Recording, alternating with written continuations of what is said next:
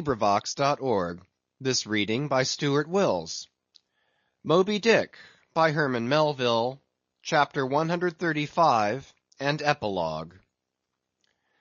Chapter 135. The Chase, Third Day. The morning of the third day dawned fair and fresh, and once more the solitary nightman of the foremast head was relieved by crowds of the daylight lookouts, who dotted every mast and almost every spar. "D'ye see him?" cried Ahab, but the whale was not yet in sight. "In his infallible wake, though; but follow that wake, that's all. Helm there, steady as thou goest, and hast been going. What a lovely day again! Were it a new-made world, and made for a summer house to the angels, and this morning the first of its throwing open to them, a fairer day could not dawn upon that world. Here's food for thought, had Ahab time to think. But Ahab never thinks. He only feels, feels, feels. That's tingling enough for mortal man. To think's audacity. God only has that right and privilege. Thinking is, or ought to be, a coolness and a calmness, and our poor hearts throb, and our poor brains beat too much for that. And yet I've sometimes thought my brain was very calm, frozen calm. This old skull cracks so, like a glass in which the contents turn to ice and shiver it. And still this hair is growing now, this moment growing, and heat must breed it. But no, it's like that sort of common grass that will grow anywhere, between the earthly clefts of Greenland ice or in Vesuvius's lava. How the wild winds blow it! They whip it about me as the torn shreds of split sails lash the tossed ship they cling to. A vile wind, that has no doubt blown ere this through prison corridors and cells, and wards of hospitals, and ventilated them, and now comes blowing hither as innocent as fleeces. Out upon it! It's tainted. Were I the wind, I'd blow no more on such a wicked, miserable world. I'd crawl somewhere to a cave and slink there. And yet 'tis a noble and heroic thing, the wind. Whoever conquered it? In every fight it has the last and bitterest blow. Run tilting at it, and you but run through it. Ha! A coward wind that strikes stark naked men, but will not stand to receive a single blow. Even Ahab is a braver thing, a nobler thing than that.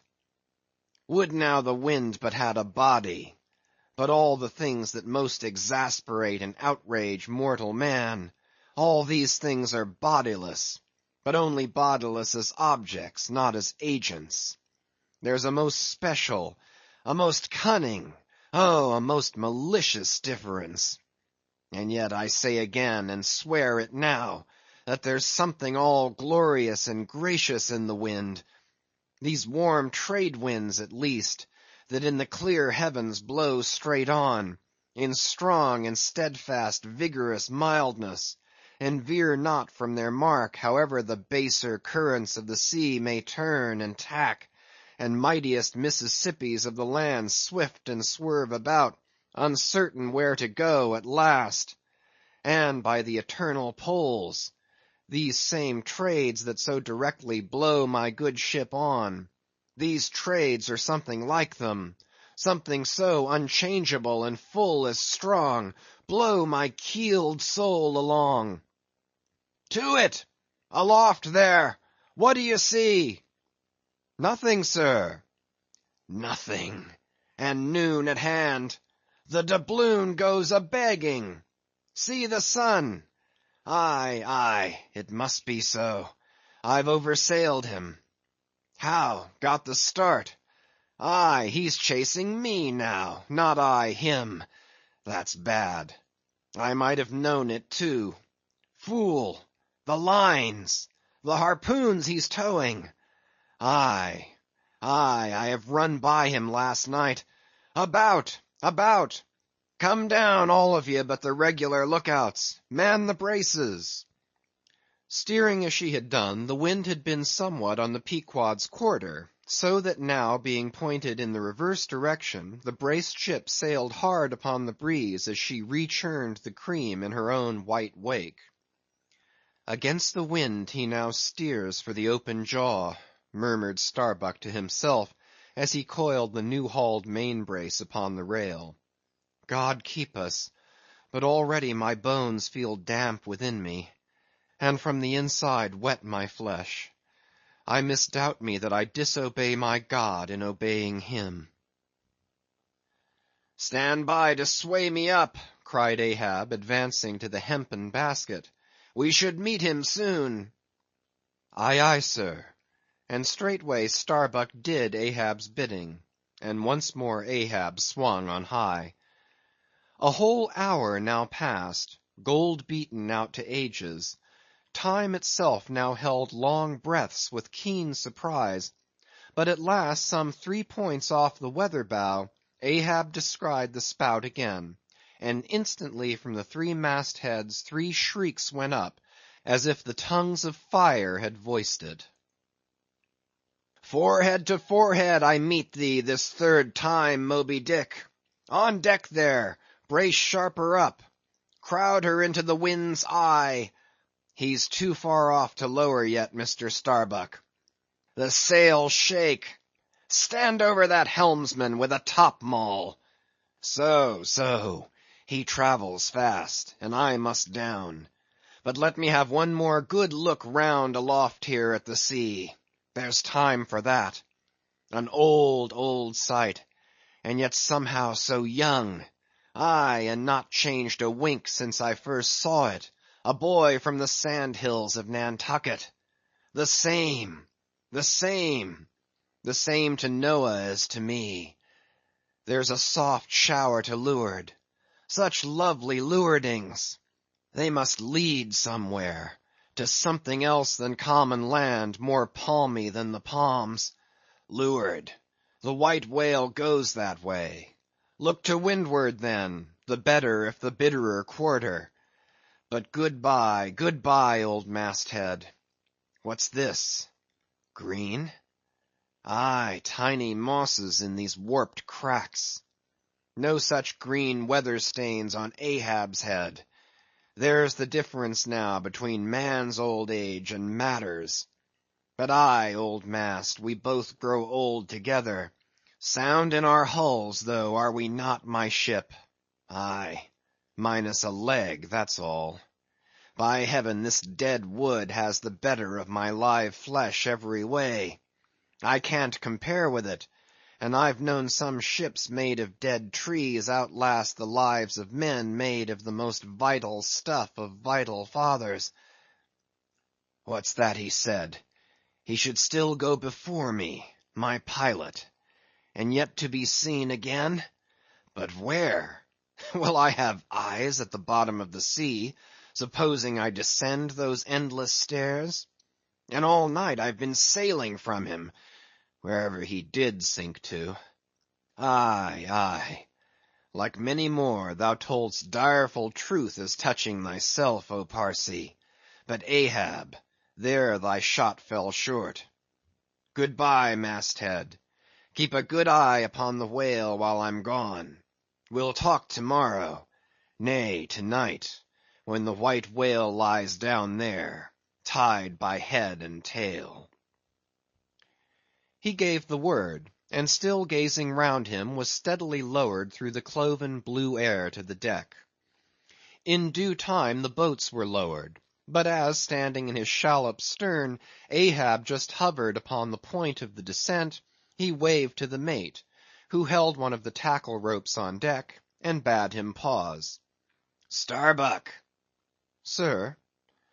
"For the 3rd time my soul's ship starts upon this voyage, Starbuck."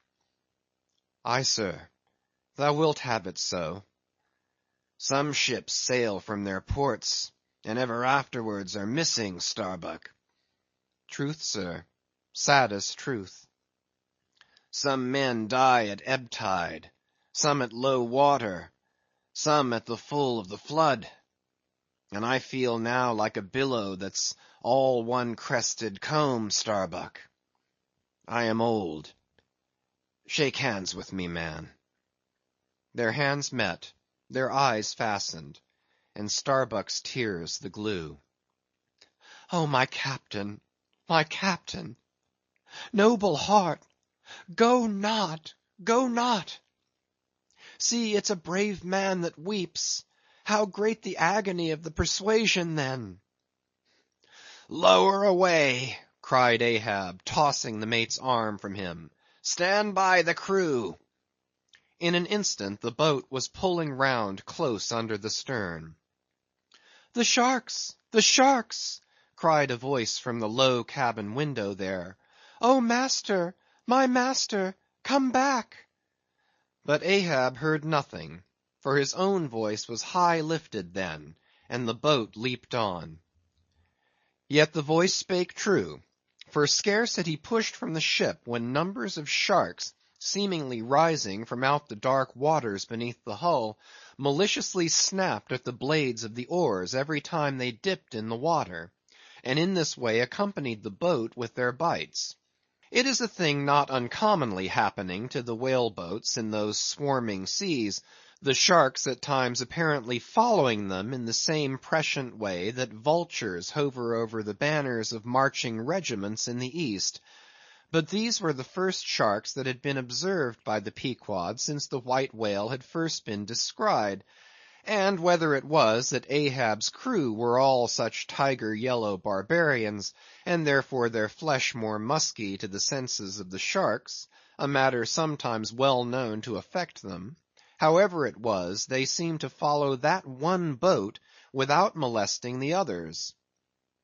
"Heart of wrought steel," murmured Starbuck, gazing over the side, and following with his eye the receding boat. "Canst thou yet ring boldly to that sight, lowering thy keel among ravening sharks, and followed by them, open-mouthed to the chase, and this the critical third day? For when 3 days flow together in one continuous intense pursuit, be sure the first is the morning, the second the noon, and the third the evening, and the end of that thing, be that end what it may. Oh, my God! What is this that shoots through me, and leaves me so deadly calm, yet expectant, fixed at the top of a shudder? Future things swim before me, as in empty outlines and skeletons; all the past is somehow grown dim. Mary, girl, thou fadest in pale glories behind me. Boy, I seem to see but thy eyes grown wondrous blue. Strangest problems of life seem clearing, but clouds sweep between. Is my journey's end coming? My legs feel faint, like his who has footed it all day. Feel thy heart, beats it yet? Stir thyself, Starbuck, stave it off, move, move, speak aloud. Masthead there, see ye my boy's hand on the hill? Crazed. Aloft there, keep thy keenest eye on the boats, mark well the whale. Ho, again, drive off that hawk. See, he pecks, he tears the vane, pointing to the red flag flying at the main truck. Ha! He soars away with it. Where's the old man now? Seest thou that sight, O Ahab? Shudder! Shudder! The boats had not gone very far, when by a signal from the mastheads, a downward pointed arm, Ahab knew that the whale had sounded; but intending to be near him at the next rising, he held on his way a little sideways from the vessel, the becharmed crew maintaining the profoundest silence as the head-beat waves hammered and hammered against the opposing bow. Drive, drive in your nails, O ye waves! To their uttermost heads drive them in! Ye but strike a thing without a lid, and no coffin and no hearse can be mine, and hemp only can kill me. Ha! ha! Suddenly the waters around them slowly swelled in broad circles, then quickly upheaved, as if sideways sliding from a submerged berg of ice swiftly rising to the surface. A low rumbling sound was heard, a subterraneous hum, and then all held their breaths, as bedraggled with trailing ropes, and harpoons, and lances, a vast form shot lengthwise but obliquely from the sea. Shrouded in a thin drooping veil of mist, it hovered for a moment in the rainbowed air, and then fell swamping back into the deep. Crushed 30 feet upwards, the waters flashed for an instant like heaps of fountains, then brokenly sank in a shower of flakes, leaving the circling surface creamed like new milk round the marble trunk of the whale. "Give way!" cried Ahab to the oarsmen, and the boats darted forward to the attack. But maddened by yesterday's fresh irons that corroded in him, Moby Dick seemed combinedly possessed by all the angels that fell from heaven. The wide tiers of welded tendons overspreading his broad white forehead, beneath the transparent skin, looked knitted together, as head on he came churning his tail among the boats, and once more flailed them apart, spilling out the irons and lances from the two mates' boats, and dashing in one side of the upper part of their bows, but leaving Ahab's almost without a scar. While Daggoo and Queequeg were stopping the strained planks, and as the whale swimming out from them turned and showed one entire flank as he shot by them again, at that moment a quick cry went up. Lashed round and round to the fish's back, pinioned in the turns upon turns in which, during the past night, the whale had reeled the involutions of the lines around him, the half-torn body of the Parsee was seen, his sable raiment frayed to shreds, his distended eyes turned full upon old Ahab. The harpoon dropped from his hand. "Befooled! Befooled!" drawing in a long, lean breath. "Aye, Parsee, I see thee again. Aye, and thou goest before, and this then is the hearse that thou didst promise. But I hold thee to the last letter of thy word. Where is the second hearse? Away, mates, to the ship! Those boats are useless now. Repair them if ye can in time, and return to me. If not, Ahab is enough to die. Down, men! The first thing but offers to jump from this boat I stand in, that thing I harpoon. Ye are not other men, but my arms and legs, and so obey me. Where's the whale? Gone down again?" But he looked too nigh the boat, for as if bent upon escaping with the corpse he bore, and as if the particular place of the last encounter had been a stage in his leeward voyage, Moby Dick was now again steadily swimming forward, and had almost passed the ship, which thus far had been sailing in the contrary direction to him, though for the present her headway had been stopped. He seemed swimming with his utmost velocity, and now only intent upon pursuing his own straight path in the sea. "Oh, Ahab!" cried Starbuck, "not too late is it, even now the third day, to desist? See! Moby Dick seeks thee not! It is thou that madly seekest him!" Setting sail to the rising wind, the lonely boat was swiftly impelled to leeward by both oars and canvas. And at last, when Ahab was sliding by the vessel, so near as to plainly distinguish Starbuck's face as he leaned over the rail, he hailed him to turn the vessel about, and follow him, not too swiftly, at a judicious interval. Glancing upward, he saw Tashtego, Queequeg, and Daggoo eagerly mounting to the three mastheads, while the oarsmen were rocking in the two staved boats which had but just been hoisted to the side, and were busily at work in repairing them. One after the other, through the portholes, as he sped, he also caught flying glimpses of Stubb and Flask, busying themselves on deck among bundles of new irons and lances. As he saw all this, as he heard the hammers in the broken boats, far other hammers seemed driving a nail into his heart. But he rallied, and now, marking that the vane or flag was gone from the main masthead, he shouted to Tashtego, who had just gained that perch, to descend again for another flag, and a hammer and nails, and so nail it to the mast. Whether fagged by the 3 days' running chase, and the resistance to his swimming in the knotted hamper he bore, or whether it was some latent deceitfulness and malice in him, whichever was true, the white whale's way now began to abate, as it seemed, from the boat so rapidly nearing him once more, though indeed the whale's last start had not been so long a one as before.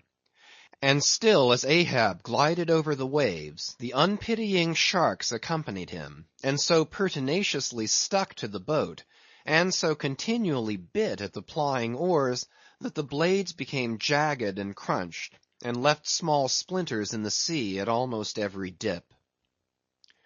"Heed them not. Those teeth but give new rowlocks to your oars. Pull on. 'Tis the better rest, the shark's jaw, than the yielding water." "But at every bite, sir, the thin blades grow smaller and smaller." "They will last long enough. Pull on.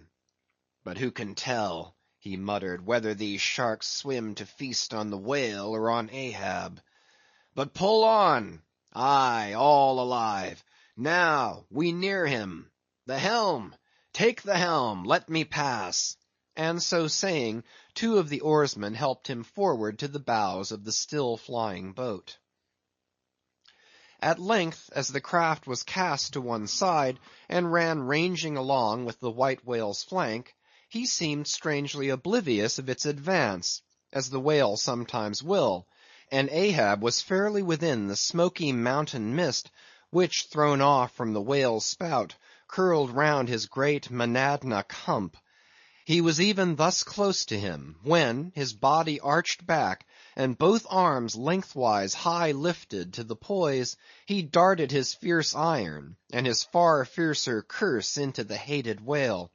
As both steel and curse sank into the socket, as if sucked into a morass, Moby Dick sideways writhed, spasmodically rolled his nigh flank against the bow, and without staving a hole in it, so suddenly canted the boat over, that had it not been for the elevated part of the gunwale to which he then clung, Ahab would once more have been tossed into the sea. As it was, 3 of the oarsmen, who foreknew not the precise instant of the dart, and were therefore unprepared for its effects, these were flung out, but so fell that in an instant 2 of them clutched the gunwale again, and rising to its level on a combing wave, hurled themselves bodily inboard again, the 3rd man helplessly dropping astern, but still afloat and swimming. Almost simultaneously, with a mighty volition of ungraduated, instantaneous swiftness, the white whale darted through the weltering sea. But when Ahab cried out to the steersman to take new turns with the line, and hold it so, and commanded the crew to turn round on their seats, and tow the boat up to the mark, the moment the treacherous line felt that double strain and tug, it snapped in the empty air. "What breaks in me? Some sinew cracks. 'Tis whole again. Oars! Oars! Burst in upon him!" Hearing the tremendous rush of the sea-crashing boat, the whale wheeled round to present his blank forehead at bay.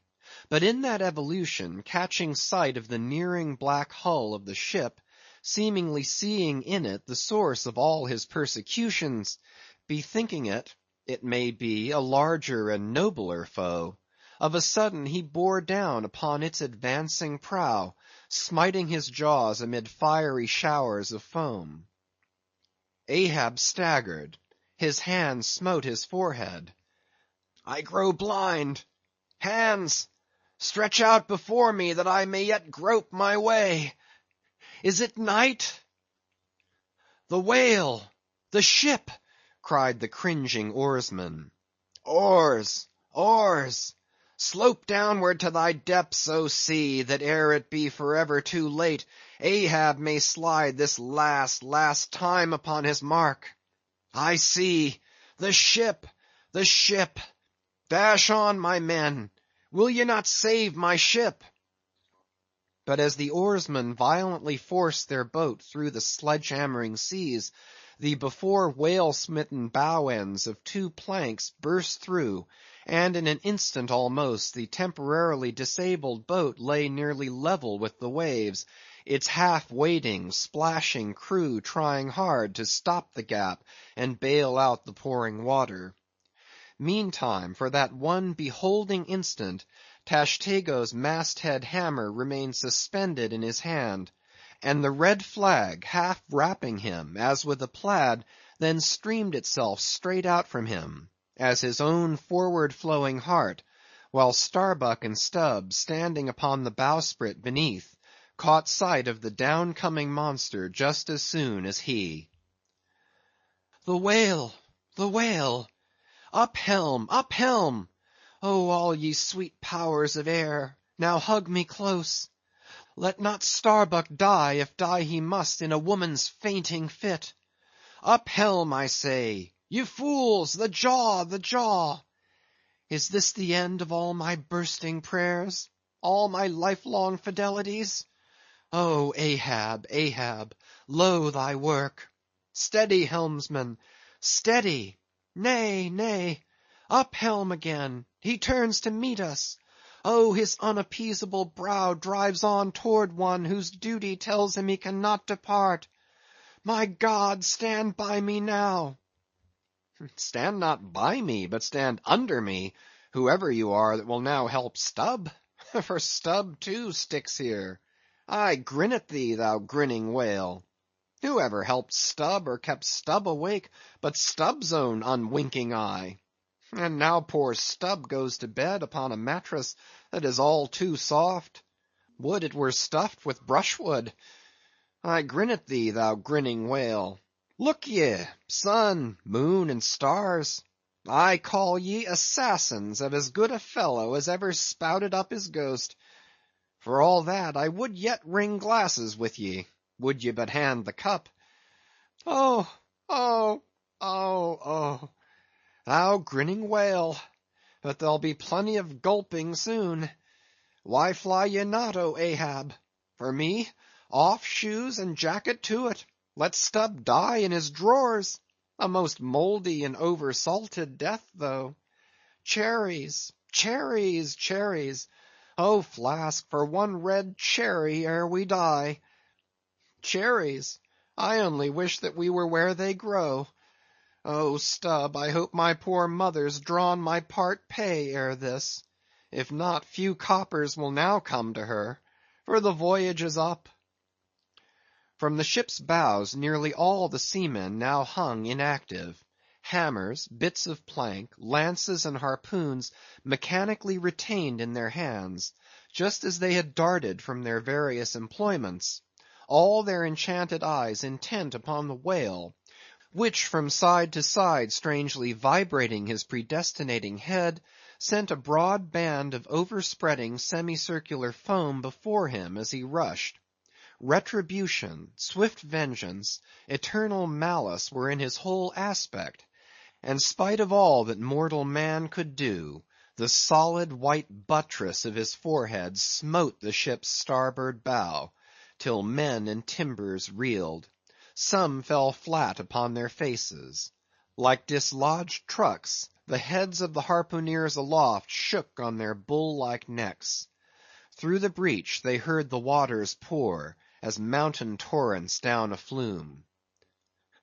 The ship! The hearse! The second hearse! Cried Ahab from the boat. Its wood could only be American! Diving beneath the settling ship, the whale ran quivering along its keel, but turning under water, swiftly shot to the surface again, far off the other bow, but within a few yards of Ahab's boat, where for a time he lay quiescent. I turn my body from the sun. What ho, Tashtego! Let me hear thy hammer! O ye three unsurrendered spires of mine! Thou uncracked keel, and only God bullied hull! Thou firm deck, and haughty helm, and pole-pointed prow! Death-glorious ship! Must ye then perish, and without me? Am I cut off from the last fond pride of meanest shipwrecked captains? Oh, lonely death on lonely life! Oh, now I feel my topmost greatness lies in my topmost grief! Ho, ho! From all ye furthest bounds, pour ye now in, ye bold billows of my whole foregone life, and top this one piled comber of my death. Towards thee I roll, thou all-destroying but unconquering whale. To the last I grapple with thee. From hell's heart I stab at thee. For hate's sake I spit my last breath at thee. Sink all coffins and all hearses to one common pool. And since neither can be mine, let me then tow to pieces, while still chasing thee, though tied to thee, thou damned whale. Thus I give up the spear. The harpoon was darted. The stricken whale flew forward. With igniting velocity the line ran through the grooves, ran foul. Ahab stooped to clear it. He did clear it, but the flying turn caught him round the neck, and voicelessly as Turkish mutes bowstring their victim, he was shot out of the boat, ere the crew knew he was gone. Next instant, the heavy eye-splice in the rope's final end flew out of the stark, empty tub, knocked down an oarsman, and, smiting the sea, disappeared in its depths. For an instant the tranced boat's crew stood still, then turned. The ship! Great God, where is the ship? Soon they, through dim, bewildering mediums, saw her sidelong fading phantom, as in the gaseous Fata Morgana, only the uppermost masts out of the water, while fixed by infatuation, or fidelity, or fate, to their once lofty perches, the pagan harpooneers still maintained their sinking lookouts on the sea. And now concentric circles seized the lone boat itself, and all the crew, and each floating oar, and every lance pole, and spinning, animate and inanimate, all round and round in one vortex, carried the smallest ship of the Pequod out of sight.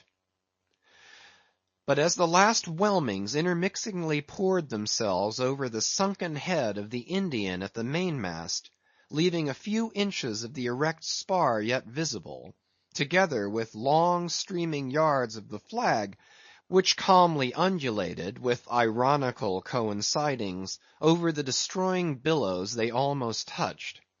At that instant, a red arm and a hammer hovered backwardly uplifted in the open air, in the act of nailing the flag faster and yet faster to the subsiding spar. A skyhawk that tauntingly had followed the main truck downwards from its natural home among the stars, pecking at the flag, and incommoding Tashtego there, this bird now chanced to intercept its broad fluttering wing between the hammer and the wood, and simultaneously feeling that ethereal thrill, the submerged savage beneath, in his death grasp, kept his hammer frozen there. And so the bird of heaven, with archangelic shrieks, and his imperial beak thrust upward, and his whole captive form folded in the flag of Ahab, went down with his ship, which, like Satan, would not sink to hell till she had dragged a living part of heaven along with her, and helmeted herself with it. Now small fowls flew screaming over the yet yawning gulf.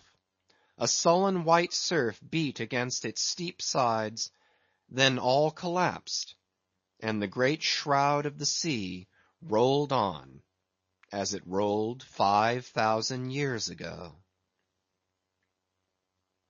Epilogue. and I only am escaped alone to tell thee. Job. The drama's done. Why then here does any one step forth? Because one did survive the wreck. It so chanced that after the Parsee's disappearance, I was he whom the fates ordained to take the place of Ahab's bowsman, when that bowsman assumed the vacant post. The same who, when on the last day the 3 men were tossed from out of the rocking boat, was dropped astern. So, floating on the margin of the ensuing scene, and in full sight of it, when the half-spent suction of the sunk ship reached me, I was then but slowly drawn towards the closing vortex. When I reached it, it had subsided to a creamy pool. Round and round then, and ever contracting towards the button-like black bubble at the axis of that slowly wheeling circle, like another Ixion did I revolve; till gaining that vital centre, the black bubble upward burst. And now, liberated by reason of its cunning spring, and owing to its great buoyancy rising with great force, the coffin life buoy shot lengthwise from the sea, fell over, and floated by my side. Buoyed up by that coffin, for almost one whole day and night, I floated on a soft and dirge-like main. The unharming sharks, they glided by as if with padlocks on their mouths. The savage sea hawks sailed with sheathed beaks. On the 2nd day, a sail drew near, nearer, and picked me up at last. It was the devious cruising Rachel, that in her retracing search after her missing children, only found another orphan. The End. End of chapter 135, an epilogue. An end of Moby Dick.